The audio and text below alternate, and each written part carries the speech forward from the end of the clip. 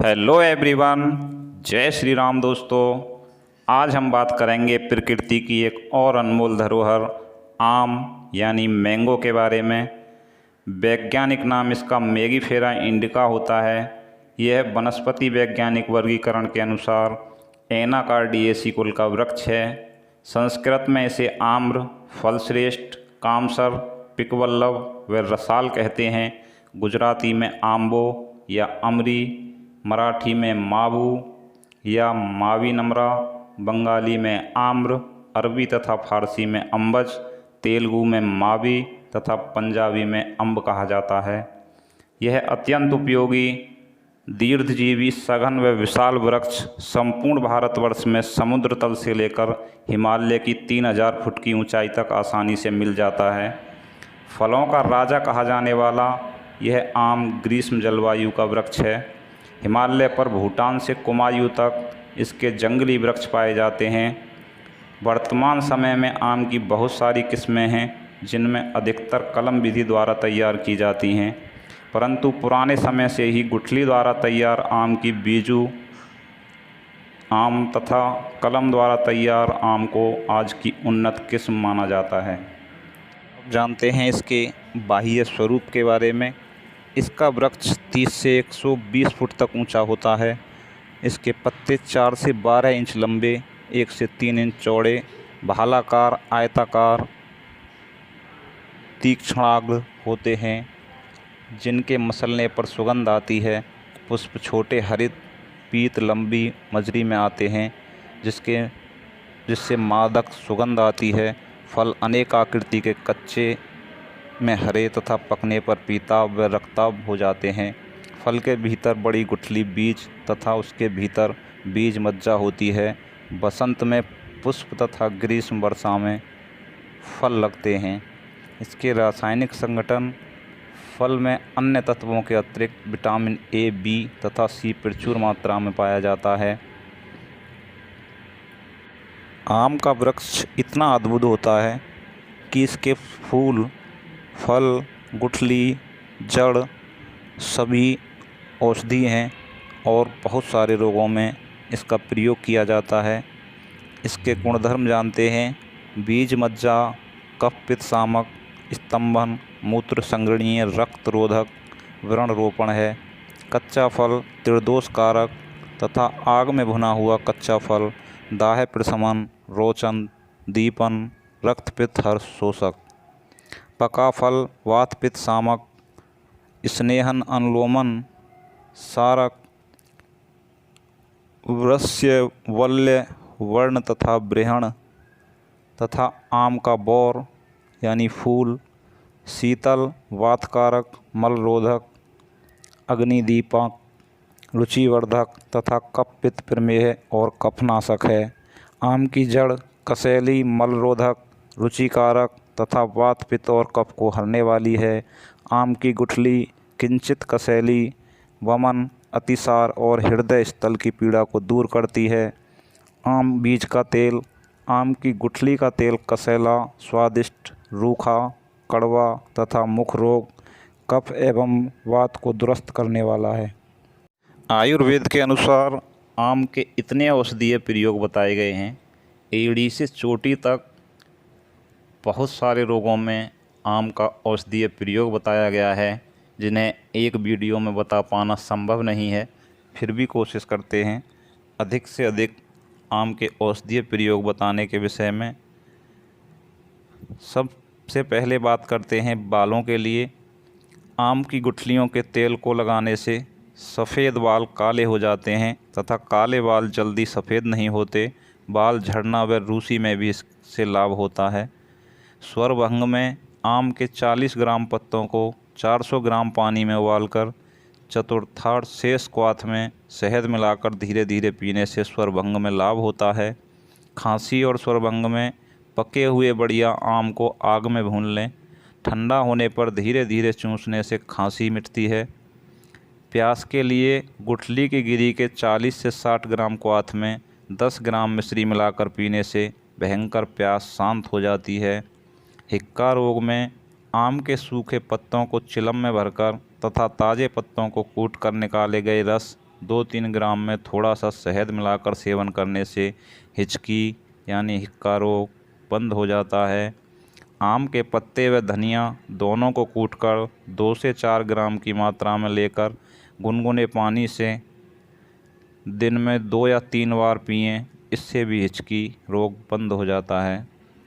यकृत के लिए जिगर की कमजोरी में जब पतले दस्त आते हों, भूखने लगती हो, तो 6 ग्राम आम के छाया शुष्क पत्तों को 250 ग्राम जल में उबालें। 125 ग्राम जल शेष रहने पर छानकर थोड़ा दूध मिलाकर सुबह शाम पीने से लाभ होता है। मधुमेह यानी शुगर रोग में आम के छाया में सुखाए हुए 1 ग्राम पत्तों को आधा किलो जल में औटाएं। चौथाई जल शेष रहने पर सुबह शाम पिलाने से कुछ ही दिनों में मधुमेह दूर हो जाता है। अंडकोश वृद्धि में आम वृक्ष की शाखा पर उत्पन्न गांठ, लकड़ी में जो गांठ बन जाती है, को गौमूत्र में पीसकर लेप करें और ऊपर से सेक करने पर वेदना युक्त अंडकोश शोथ में लाभ होता है। भस्मक रोग में मीठे आम का रस 250 ग्राम, घी 40 ग्राम, खांड 100 ग्राम तीनों को एक साथ मिलाकर सेवन करने से 15 दिन में भस्मक रोग शांत होता है।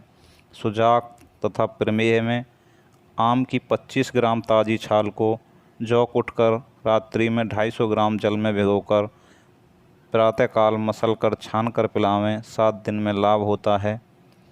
छाया शुष्क आम के पत्तों का चूर्ण सुबह शाम ताज़े जल के साथ 6-6 ग्राम की मात्रा में सेवन करने से भी सुजाक और प्रमेह में लाभ होता है। रक्त प्रदर अर्श में आम की अंत छाल का रस दिन में 20 से 40 ग्राम तक 2 बार पिलाएं।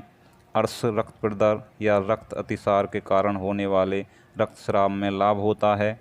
आम की गुठली की गिरी का चूर्ण 1 से 2 ग्राम दिन में 2 बार सेवन करने से भी रक्त प्रदर अर्श में लाभ होता है। कृमि रोग यानी पेट के कीड़ों में कच्चे आम की गुठली का चूर्ण 250 से 500 मिलीग्राम तक दही या जल के साथ सुबह शाम सेवन करने से सूत जैसे कृमि नष्ट हो जाते हैं। शरीर पुष्टि के लिए नित्य प्रातःकाल मीठे आम चूसकर ऊपर से सौंठ व छुहारे डालकर पकाए हुए दूध को पीने से पुरुषार्थ वृद्धि तथा शरीर पुष्ट होता है। यह वजन बढ़ाने में भी सहायक है, शरीर की कमजोरी को दूर करता है।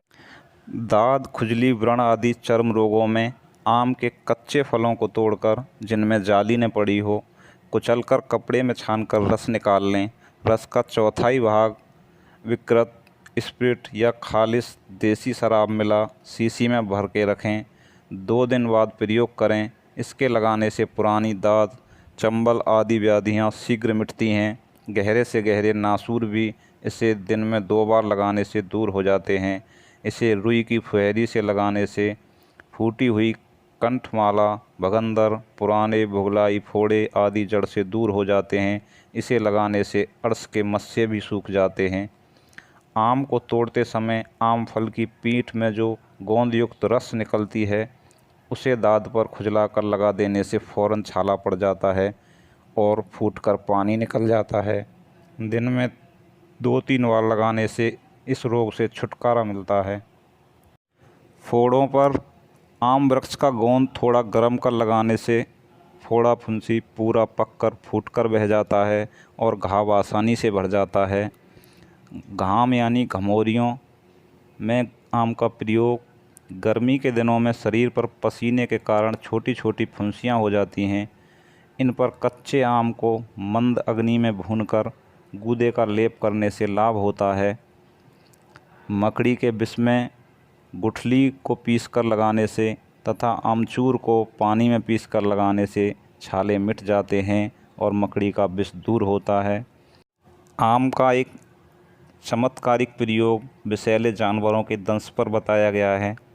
आम का बौर जो सर्वप्रथम वृक्ष पर लगता है, उसे मंगल व रविवार के दिन यथाशक्ति ब्राह्मण को भोजन व दक्षिणा देकर तोड़ लें तथा दोनों हाथों पर मल लें। बिच्छू आदि के दंश पर हथेली को फेरने से वेदना शांत हो जाती है। यह प्रभाव आपके हाथों में 1 वर्ष तक रहता है। आम के विषय में विशेष आम के कच्चे फलों को अधिक खाने से मंदाग्नि, विषम ज्वर, रक्त विकार तथा नेत्र रोग उत्पन्न होते हैं। आम के खाने के बाद पाचन संबंधी शिकायत होने पर 2-3 जामुन खा लें। जामुन में आम को पचाने की तीव्र शक्ति है। जामुन उपलब्ध न होने की दशा में चुटकी भर नमक और सौंठ पीसकर खा लें। यकृत और जलोदर के रोगी को आम नहीं खाने चाहिए।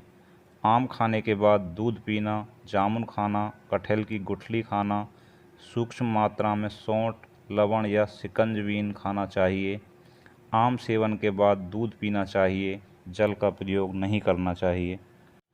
आयुर्वेद के अनुसार दोस्तों आम के और भी अनेक औषधीय प्रयोग बताए गए हैं, जिन्हें एक ही वीडियो में बता पाना संभव नहीं है। इसके लिए पार्ट 2 जल्दी ही उपलब्ध कराएंगे। आयुर्वेद की संपूर्ण जानकारी के लिए देखते रहिए हमारा चैनल। जय हिंद, जय भारत।